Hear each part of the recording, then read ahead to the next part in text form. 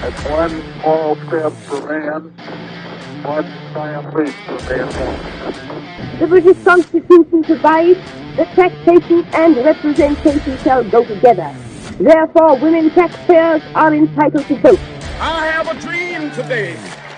Let freedom ring, and if America is to be a great nation, this must become true.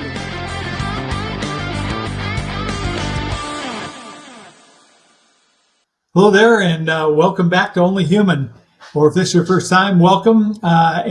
This is episode 63 of a podcast where we explore what it means to take on life's challenges with courage, wisdom, and purpose. And purpose is what we're going to talk about today.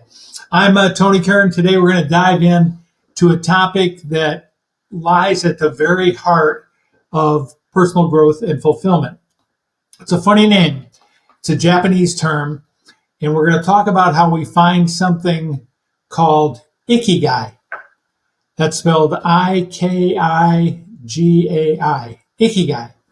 Easy to remember because it's like what you don't want your daughter to bring home for dinner, right? No Ikigai. But today we want Ikigai. If you haven't heard of this term before, you're really in for something special. And if you have, today we're going to take it a step further as we explore how to use it as a powerful framework to craft our very own and very personal life mission. So Ikigai is a Japanese concept that literally means to live. And if you go a little deeper into its meaning, it is your reason for being. It's a place where what you love, what you're good at, what the world needs, and maybe most importantly, what you can be paid for, all come together and intersect.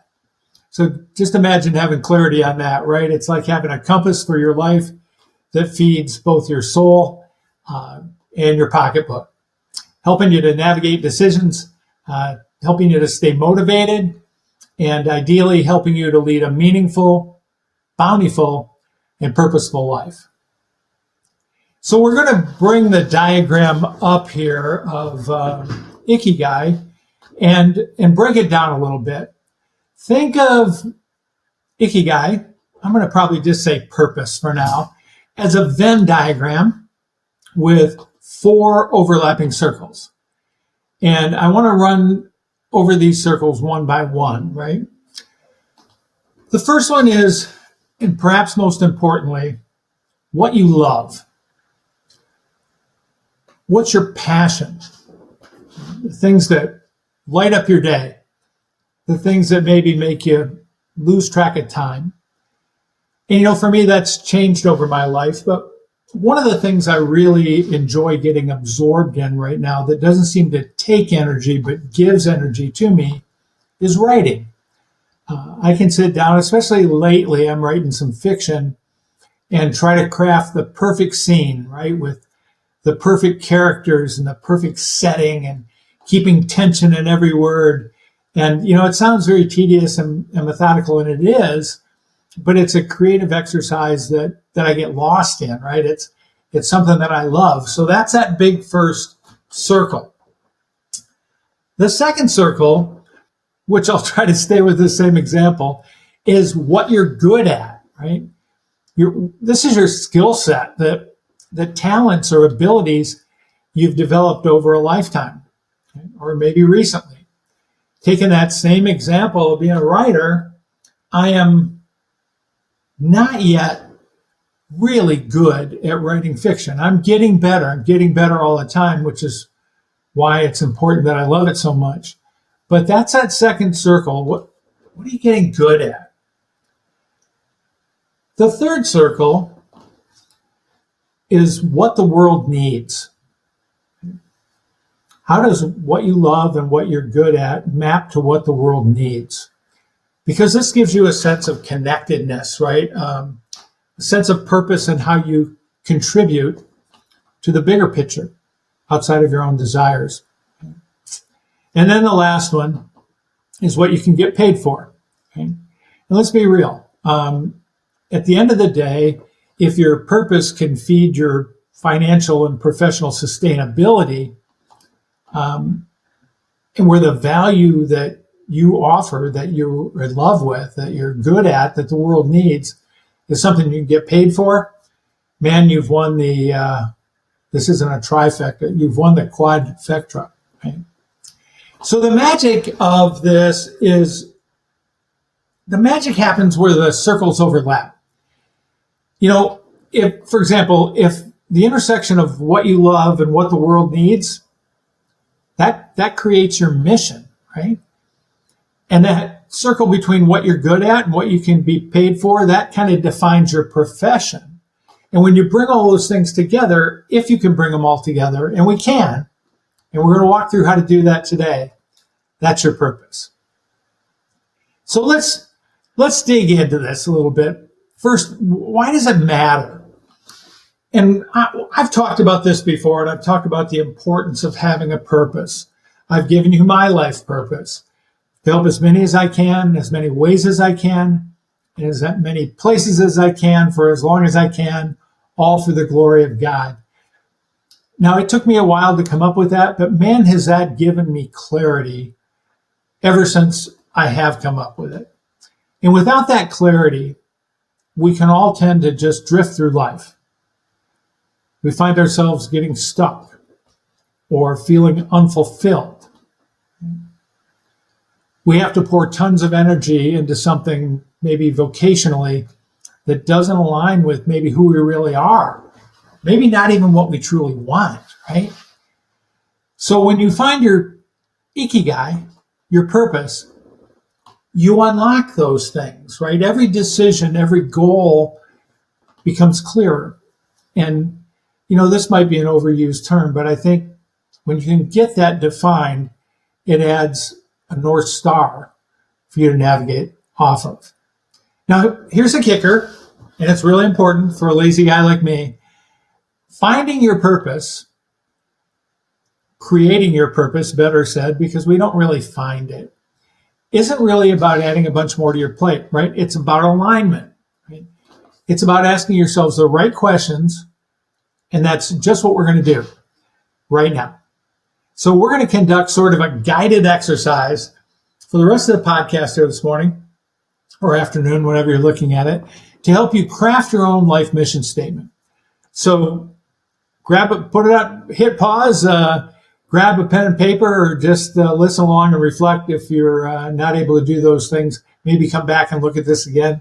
And if you're ready, we'll get started. I guess we'll get started even if you're not ready. So here's some guided questions I want you to think about to create your purpose, to find your Ikigai. And we'll start with the 4 core areas, and then we'll work inward. Take your time with these questions. There's no rush, and there's no right or wrong answers here. I'm going to move along because I have to fit this inside of our podcast window. But like I said, you can always write the questions down or come back and go over the section you want to go over and think about it as to what really makes sense for you. So let's look at what you love. How do you figure out what you love? Sounds easy enough. It's not always that easy. Think about what activities, what hobbies, what people, places, things make you lose track of time. You get absorbed in them. I told you, for me, I can sit down at the keyboard here and get into creating a scene and doing some writing, and I'll look up and it's 2.5 or 3 hours later, right? Sometimes I've gotten a lot of work done. Sometimes I've just made a little bit of really good work, but it always feels good, and I lose myself in it. So that's question 1. What activities, hobbies make you lose track of time? Question 2. What gives you a sense of excitement by just thinking about it? What makes you feel good just thinking about doing something? I really enjoy being out in nature. So when I think about, upland bird hunting or getting out and chasing some bass on the lake in a little boat and that sort of thing, I get excited. I really look forward to it, right? And that's also one that I can reflect back on, and I can lose track of time there as well. So here's the third question. There's only 3 in this on deciding what you love, what your passion is, right? Who inspires you and why? So once again, what activities make you lose track of time? What brings you a sense of excitement or joy just by thinking about it? And who inspires you and why? For me, I'm inspired by people that overcome difficulties, right? There's a lot of them out there. I mean, I like to think of Elon Musk, an autistic kid that from a broken family that ends up founding all these incredible companies and ends up being the richest man in the world. Even if he wasn't the richest man in the world, I'd be inspired by Elon Musk. I'm inspired by athletes who come back from injuries. The old guys who come back to play one more season and still give it their all, those things inspire me. So those 3 questions will give you some idea on how to answer the question or fill in that circle what you love. Let's move on to the next one. What does the world need, right? That's kind of your purpose, or how you'd like to map your purpose. So here's a couple questions to get at that. What problems in the world make you want to take action? I am driven by a couple of things. One of them is people that bullying, people that pick on folks that they have power over, whether that's children or women or bullies at work or anything. That really, really bothers me, and it's called me to action in many circumstances. So that's one. What problems in the world make you want to take action? Right? Okay, next question on what the world needs. If you had the power to solve one issue, it can be a global issue, it can be a local issue, what would that be? What would that be? If you had the power to solve one global or local issue, what would it be? And then the next question on what the world needs sort of ties it in back to you. In what ways do you naturally find yourself helping or serving others? What comes easy for you? Okay. I like to hold doors and pick up litter and coach kids in Little League, that sort of stuff. That's easy for me. It's natural for me. And so that helps me figure out that second circle on the Venn diagram. What does the world need? Let's go to the third one. What skills can you be paid for? Okay. I'm pretty lucky in that the things that I love and some of the things that I can do map to things I can be paid for. But here are 3 questions to consider. What skills, what knowledge or talents do people frequently ask you to share? Show me how you do this. Show me what you understand about that. Okay? So if people are asking you for it, that's a good hint some other people may want to pay you for it. Next question. What professional opportunities excite you the most? I mean, I would never in a million years want to be the President of the United States or senator or congressman. But you know what? I might be interested in serving in a local function somewhere, right? Maybe a school board or a chamber of commerce or something like that that would help develop something locally. So you answer those 3 questions on what the world needs, not just the world, but maybe closer in world. And those things can get down now to what you could be paid for based on some other things. So one last question on what you can be paid for. If money wasn't a concern at all, would you do this anyway? So what you're trying to do here is say, you know, what would people pay you for? What things excite you? And if money wasn't an object, would you do it anyway?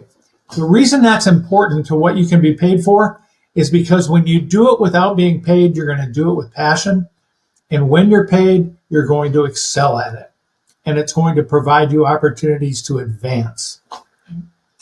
So the last area that sometimes perplexes a lot of people is, what are you good at, right? What skills, what abilities do you excel at, or could you excel at? What do people tell you you do well? A lot of people paint well, or they sing well, or they can play a great musical instrument.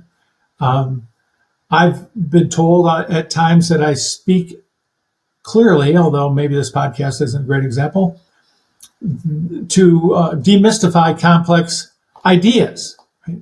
So being good at that seems like that would map into something that might fit my Ikigai. Think back of accomplishments. What are the top 2 or 3 things that you've done you're most proud of?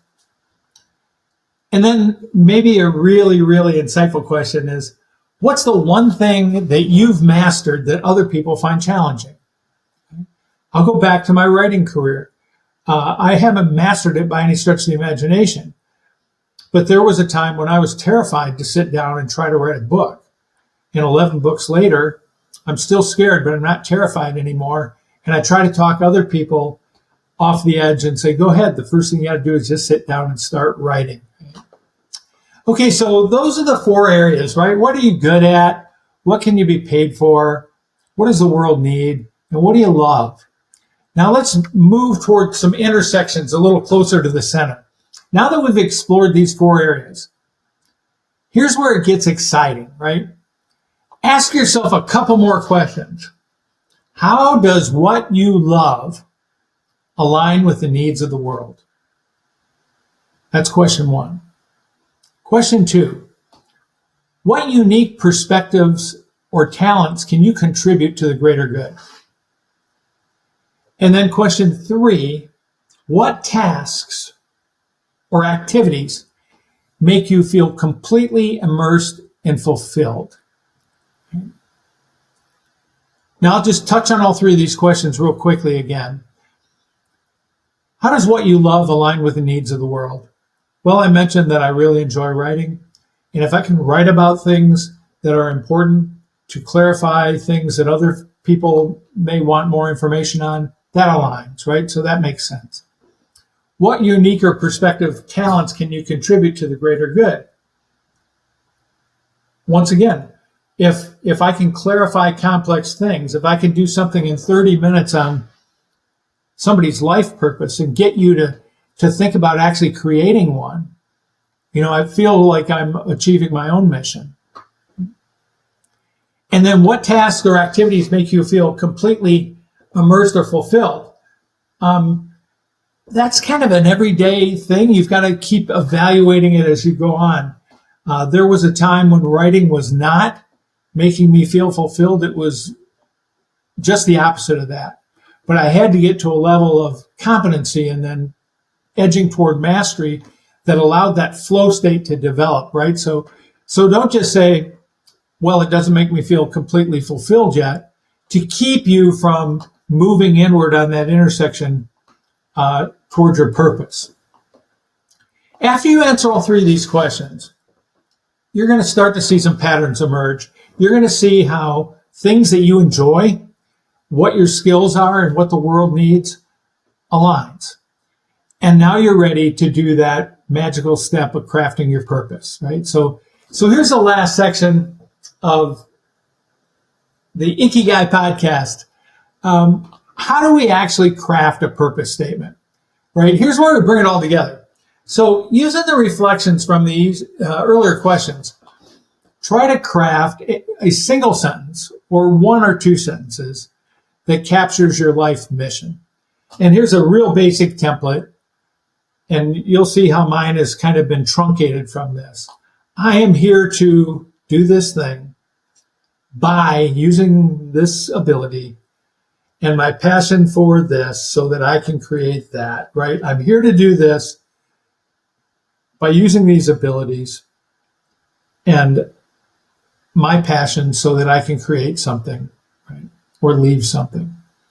Once again, for me to help as many as I can in as many ways as I can, in as many places as I can, for as long as I can, all to the glory of God. That is very powerful for me because I believe it aligns to my passion being communications and research and study. It ties across all living things, both on earth and in heaven. Notice there's nothing in there that says people. By as many as I can, that includes every living creature that I hope I can influence. And then my ultimate North Star there for me is faith-based, but it ties to my reason for living and ties into some other positive emotions like gratitude, right? Here's a couple other ones because mine's overdone. I could have said something like this. I'm here to inspire individuals to embrace self-awareness by using my ability to simplify complex ideas and my passion for helping others so that I can create a world where people live with purpose and clarity. Right? I wrote that one this morning just based on going through these questions again. I don't think I'm going to replace my original one, but you know what? I like that one too. Maybe I'll call that my submission statement. So take a few minutes to answer those questions and write your first draft of your life mission statement. You can pause if you need more space or time to reflect, or you can come back and look at this again. I can't overemphasize how powerful this exercise has been for me. So a couple of final thoughts here to wrap this whole thing up. Once you've done this, and it sounds dorky, created your life mission statement, once it becomes part of you, it will change your life, right? It's not set in stone. It's a living, breathing guide that can evolve as things grow and change. The important thing is that you're thinking about it and it's given you some direction and some clarity and some meaning for where you are right now, right? I initially shared my mission statement with my wife, somebody I trusted. I've gotten feedback over the last several years. I use this in a lot of my training on this very topic. And I use it every day to guide decisions and goals and even how I choose to spend my time. So finding your purpose is not about finding your purpose. It's about creating your purpose. And you do that by uncovering your unique contribution to the world or your potential unique contribution to the world. And through that, we achieve alignment, fulfillment, bounty, and purpose. And perhaps most importantly, when things get really chaotic and crazy, we can stay true to ourselves. Right? So go out there and live it. And thanks for joining me today on Only Human. If you found this episode helpful, share it with somebody who would be interested in adding a little clarity to their own life. Please don't forget to subscribe, share, follow, like, send me any and all feedback, and we'll see you next time as we continue to explore this messy, beautiful journey of being human. Stay inspired, stay true to your mission, and I will see you soon.